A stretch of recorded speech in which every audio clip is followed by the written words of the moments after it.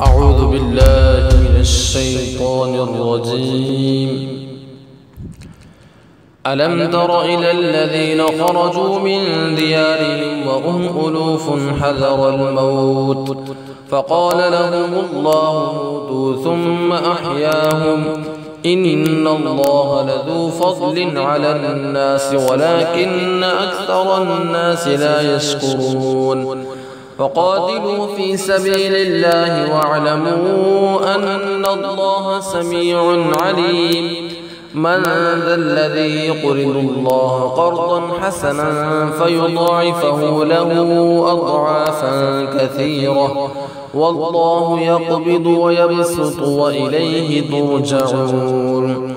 ألم تر إلى الملأ من بني إسرائيل من بعد موسى إذ قالوا بعث لنا ملكا نقاتل في سبيل الله قال هل عسيتم إن كتب عليكم القتال ألا تقاتلوا قالوا وما لنا ألا نقاتل في سبيل الله وقد أخرجنا من ديارنا وأبنائنا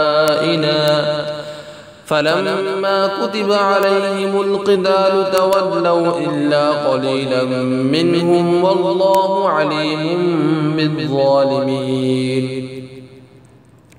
وقال لهم نبيهم إن الله قد بعث لكم طالوت ملكا قالوا أنى يكون له الملك علينا ونحن أحق بالملك منه ولم يؤت سعة من المال قال إن الله اصطفاه عليكم وزاده بسطة في العلم والجسم والله يؤتي ملكه من يشاء والله واسع عليم.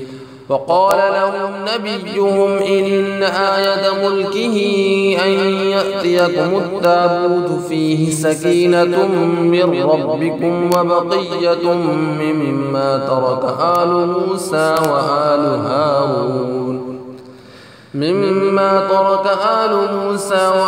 هارون تحمله الملائكة